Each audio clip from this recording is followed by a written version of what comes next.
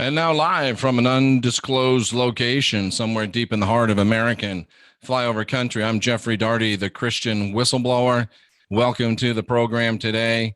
Very glad to have you with us. Some very important information, some very powerful information, and some information that unfortunately, well, I guess it's fortunate. It ties together loose ends. It ties together loopholes. It brings things it brings things round again and helps us pin the tail on some donkeys, ladies and gentlemen, and some donkeys that certainly deserve to have tails pinned. So that's what we're doing here today. We're going to be talking about, does the darkest secret of Roman Catholicism and Roman Protestantism trace back to the Apostle Paul himself? Of course, I'm doing another series on the darkest secret. We'll be bringing you installment number 5 in that series today, talking about, ladies and gentlemen, the ritual child endangerment, ritual child abuse, ritual child sexual abuse, and even ritual child sacrifice endemic within both Roman Catholicism and Roman Protestantism. I'm convinced of it, folks. And I think we're showing it beyond a shadow of a doubt. And we'll continue to do so because somebody has got to do it. We're not, absolutely thrilled to do it. I wish I didn't have to do it. It's not fun to do it, but somebody has to stand up and speak for the oppressed and speak for those that have no voice. And we're going to do our very best to do so. And today I'm going to take you into the book of Galatians, which is an epistle written by the Apostle Paul himself. And I'm going to show you what I think is evidence that is very, very, very curious, ladies and gentlemen, very curious, and points to the fact that Paul may well have been Paul may well have been the very genesis of this dastardly practice, because it does go all the way back to the beginning, ladies and gentlemen. Now, here's when Paul starts off, and Paul starts saying, and he's writing here in the book of Galatians, he's writing to the Galatians, and we're going to talk about who they were, and we're going to talk about what they were, and we are going to be into this. A lot of people sharing their thoughts and opinions. That's okay to do so. Just don't be distraction, because my thoughts and opinions are why people have tuned in here today. Not trying to be arrogant. That's just the way it is. And we don't want anything that distracts from that, but we do appreciate you being here. And we're trying to share with you some deep stuff. Again, 20 years as a Pentecostal minister, Bible college degree, over 100,000 hours of study in the Christian scriptures. And we welcome you all to have channels and start channels and share your passionate beliefs there.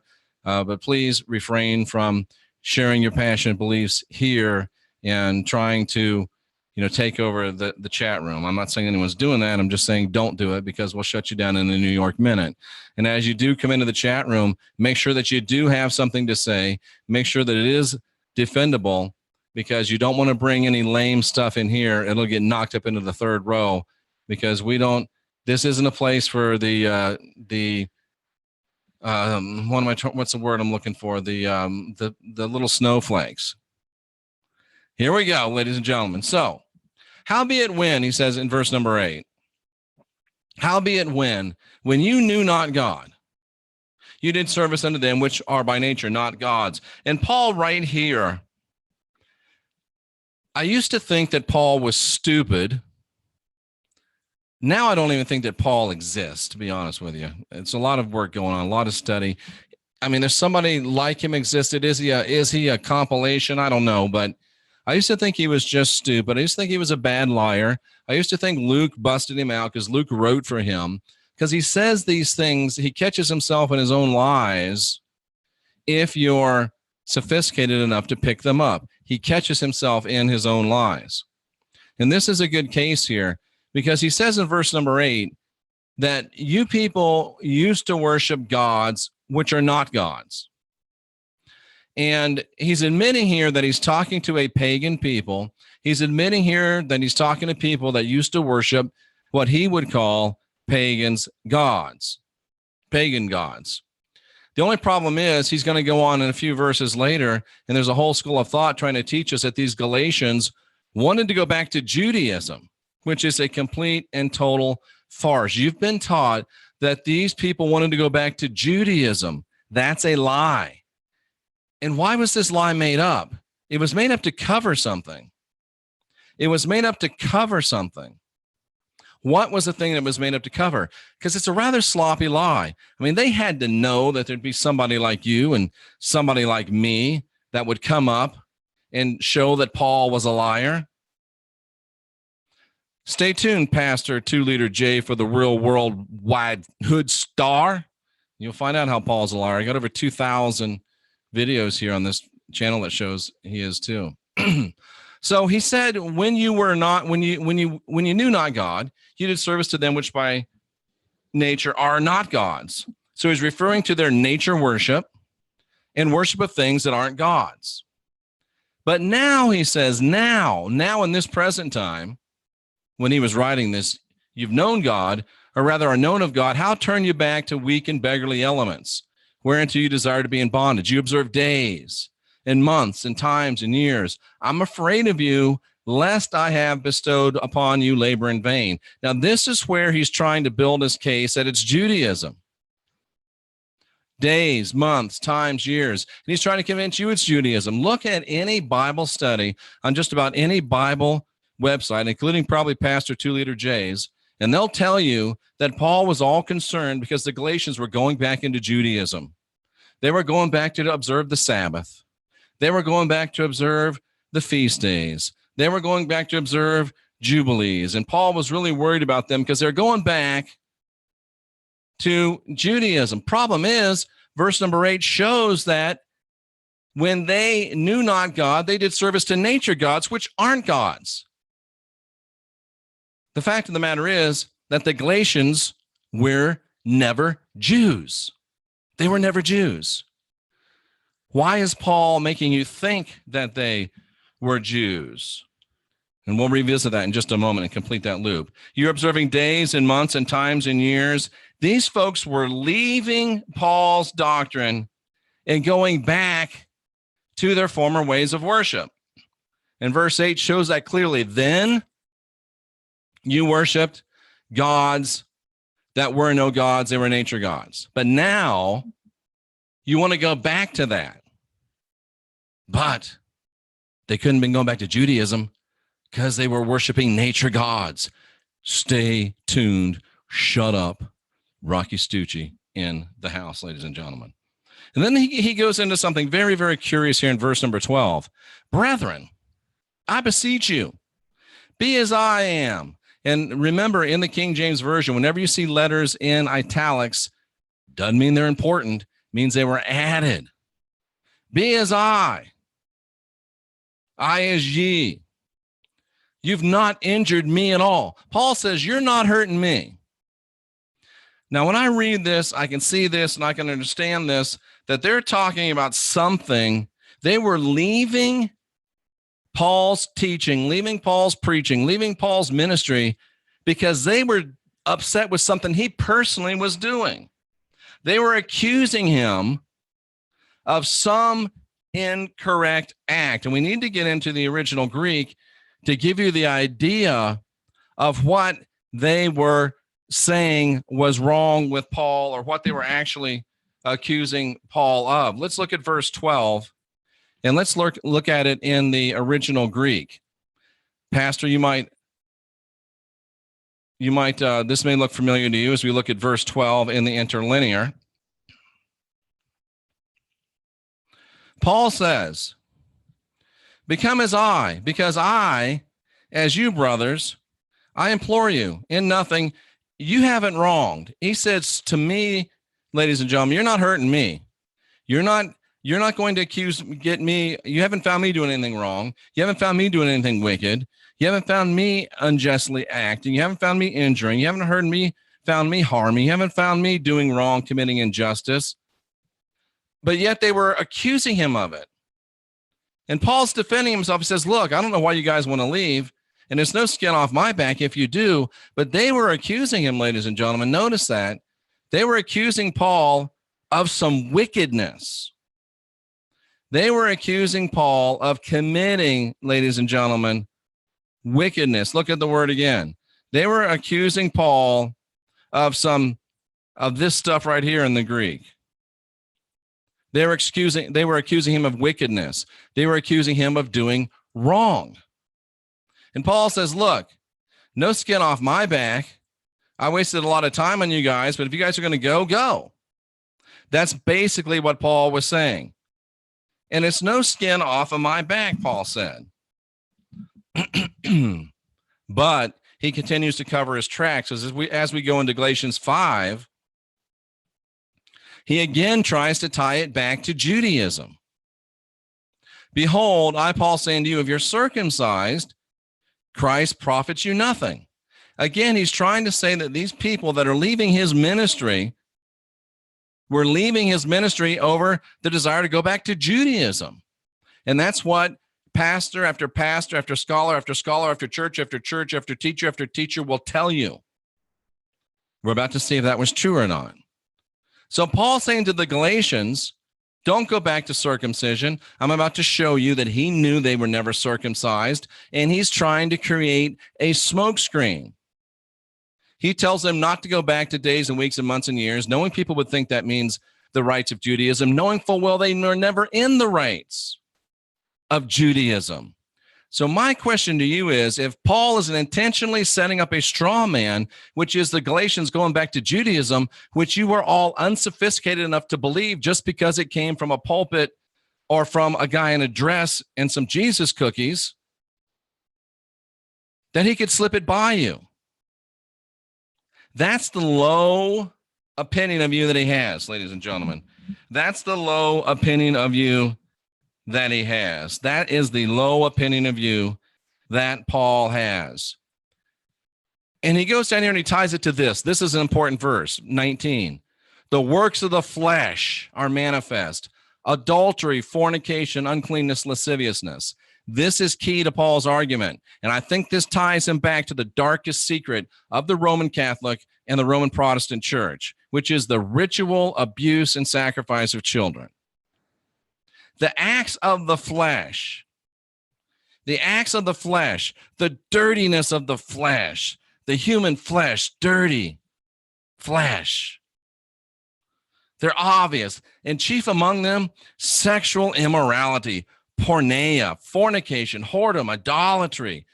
Paul was going out of his way to make all aspects of human sexuality and human desire nasty, dirty, filthy.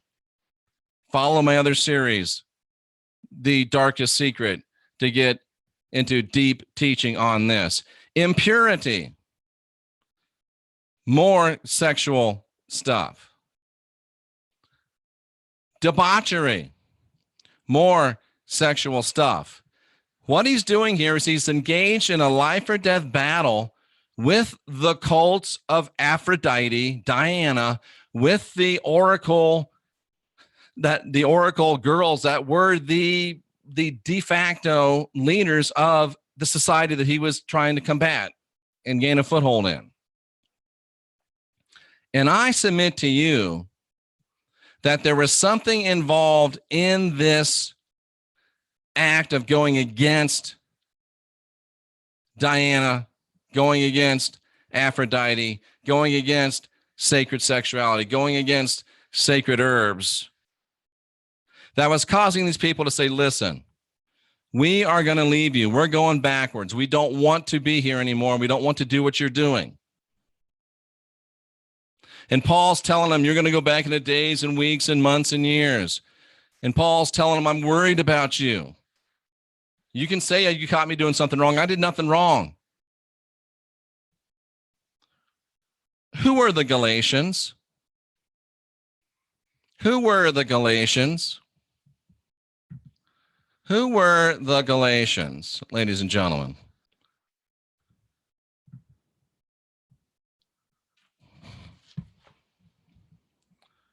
You know, we always have troubles when we're trying to get into this deep information.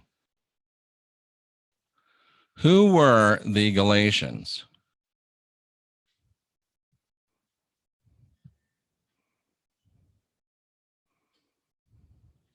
Because I want to show you from objective sources who the Galatians were, so you don't have to just believe me saying, oh, the Galatians were this, the Galatians were that.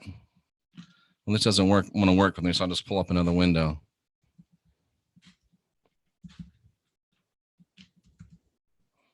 Galatians. Okay. Who were the Galatians? You ready? The Galatians, ladies and gentlemen. The Galatians, who Paul's accusing of going back into Judaism, and who the church wants you to believe that they're going back into Judaism. Who were the Galatians? Paul was writing to the Galatians.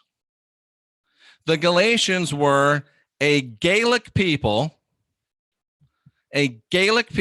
which means a group of Celtic peoples of West Central Europe in the Iron Age and the Roman period. They inhabited what was known as Gaul. Their language was the main branch of continental Celtic languages. So they were pagans. They were druids. They were nature worshipers, just like Paul said. You were worshiping nature gods. They were Gaelic peoples. They were never Jews. And just in case you want some confirmation, let's go to the religion part of the Gaels, the Gaelic, the Galatians. Little's known about their religion, but it was similar to the Celts. They worshiped this Greek god, Telesphorus. He was a son of Acephalus. He was accompanied by his sister, Hygiena. He was a dwarf who covered his head with a cowl, hood, or cap. Maybe a weird god to worship. But the point of the matter is, ladies and gentlemen, that the Galatians were not Jews. The Galatians never were Jews. So why is Paul trying to convince you that they're Jews? Why is Paul trying to convince you that these people that are leaving his ministry, quote unquote, were doing it because they wanted to go back to Judaism, when that's clearly not the case? They wanted to go back to worshiping, what was his name? They wanted to go back to worshiping Telesphorus. They liked this little guy in his cute little stocking hat and his sad little face and his little cow. They liked that guy. What was Paul doing? What was Paul teaching to make him want to go back to that little guy? Although arguably, and some of you get mad at me, Paul was a very, very physically unattractive person. So Thesaurus probably looks a lot better than Paul does. So where are we? The Galatians, ancient Celts, nature worshipers, who initially listened to Paul a little bit, decided they were going to leave because of something they were accusing Paul of that fell under the category of wickedness in their minds. Paul says, no skin off my back. And then Paul creates a straw man, that being Judaism. Paul creates a false narrative to say, oh, they're leaving me because they want to go back to Judaism, which was patently untrue. That, pastor, is what you call a lie. They were not going back to circumcision, and Paul knew it. They were not going back to Judaism, and Paul knew it. They were just done with him. And they were not alone. Let me call you to another scripture. And this is a very interesting one for you, pastor. This will be a very interesting one for you. Let's go to Revelation. And notice, please, there's no S in the end of that word. It's just Revelation. Pet peeve. Revelation chapter 2, verse number 2, written to the church at Ephesus. And I'm going to let you do a little bit of study. This is the only church that Paul ever founded among the 7 churches mentioned in the book of Revelation. This is the only one founded by Paul. And it's the only church Paul ever founded in Asia, period, as far as we know. So Paul was the apostle.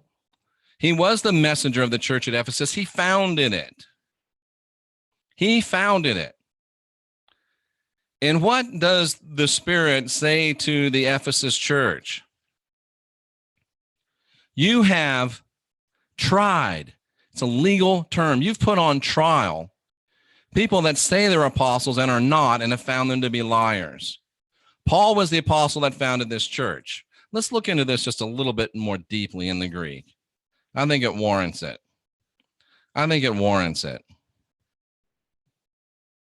You Do not tolerate evil ones. There's that word again. Bad, evil, wicked. The Galatians are talking about Paul, tying him to wickedness. The Ephesians were talking about Paul, tying him to wickedness and evil. And you have tested, tried, actually put on a trial. And interestingly enough, there was a trial, and the Apostle John was the judge. That's in my book, Apostle Paul Antichrist. No, it's in my book, Final Message of the Last Apostle, as featured on Coast to Coast AM. We put you on trial. You put on trial those claiming to be apostles. One is sent on a mission, an apostle, a founder. Well, Jeff, how do you know it's Paul? Well, number one, Paul's the guy that founded the church at Ephesus. Number two, it's the only church Paul founded in Asia. And number three, this guy claims this apostle is one that claimed to be an apostle but was not. Do you know that in the book, in the New Testament, Paul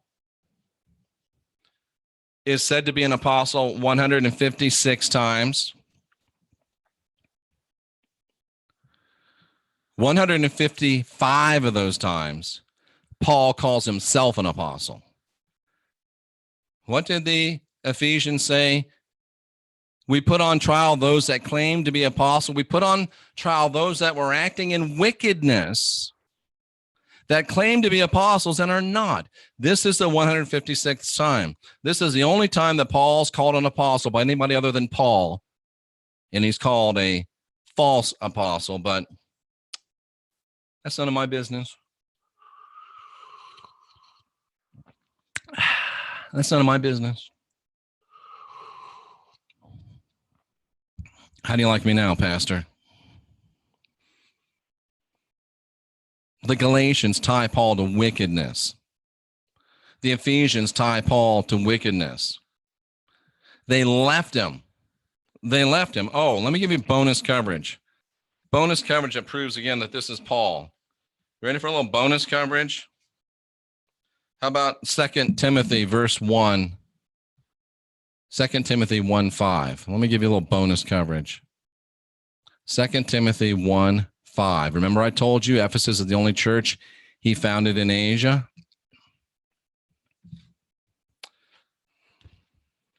Looks like I wrote down the wrong verse. Give me just 1 second. No problem. 2 Timothy 1:5. Must be 1 Timothy 1:5. Let's see. I could quote it to you, but I want you to see it. Well, I will just pull it up for you since I am handy dandy on that. Everyone in Asia has abandoned me. Everyone in Asia has abandoned me. 2 Timothy 1:15. Curses, that's the one. Here we go. I'll share it with you. 2 Timothy 1:15. You know, he says to Timothy. Timothy had heard about this. It's big news. The guy that says he's an apostle just got put on trial and kicked out of his church in Ephesus for being wicked and being a liar. Everyone in the province of Asia has deserted me. He only had one church in Asia, cousins, Ephesus. They abandoned him. Further confirmation that Revelation 2:2 is indeed about Paul, as we have 222 people watching in the chat room. How interesting is that, folks? So, what do we have? What do we have? We have a guy named Paul, and we have him being run out of town in Ephesus. We have him being left in Galatia, and we have him making up lies about who the Galatians are, who the Galatians were. We have the Ephesians saying they were leaving him because he did acts of wickedness. We have the Galatians saying they were leaving him because he did acts of wickedness. What were the acts of wickedness that he did? It is speculative at my point. Right now, what we do know is that Paul was a false apostle, no doubt. Just from the scriptures, we know that. What we do know is that Paul was run out of Ephesus and that they abandoned him also in Galatia. In both places said that he was a wicked man doing wicked things. That much we know. What I'm suggesting from my 100,000 hours of study, my 20 years of ministry, my Bible college education, hundreds of times through the scriptures, I'm suggesting that Paul very may well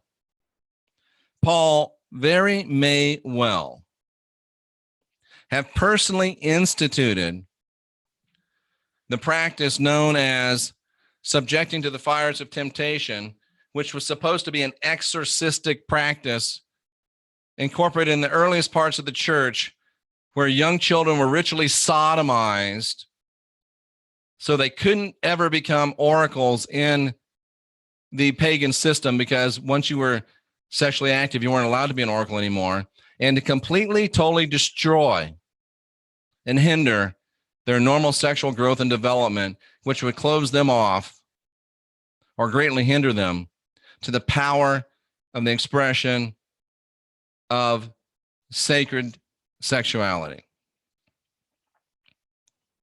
Did Paul himself institute subjecting children to the fires of temptation?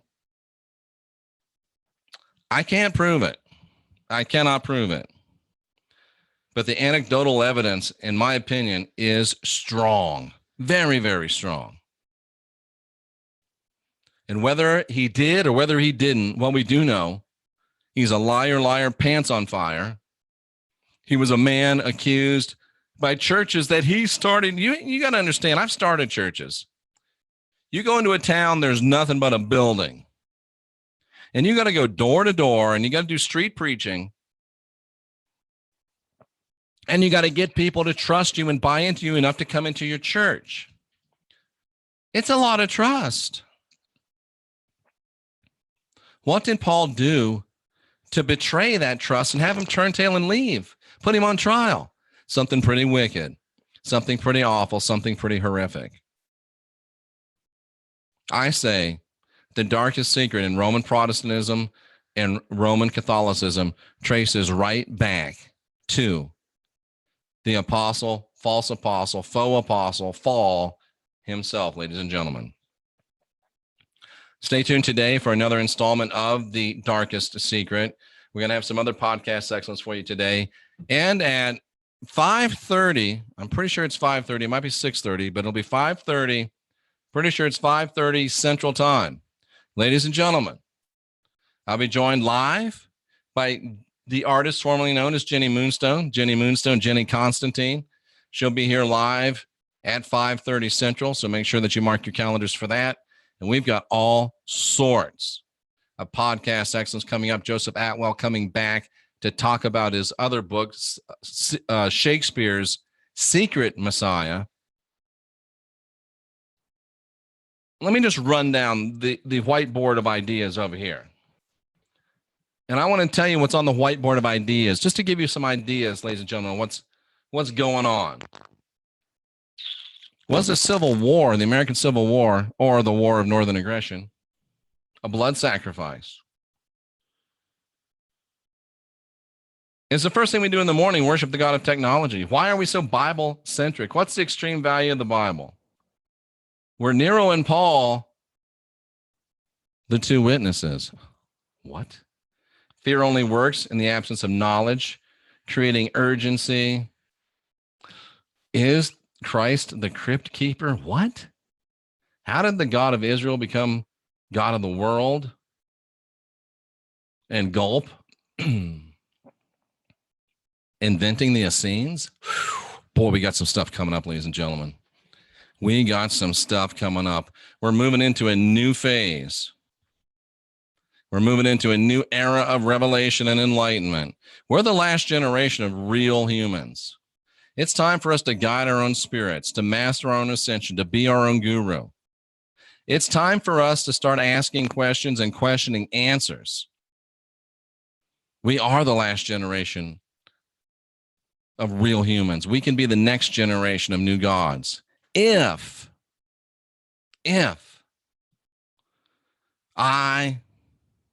you, if we, as Warrior Queen says, get busy, and if we unindoctrinate ourselves.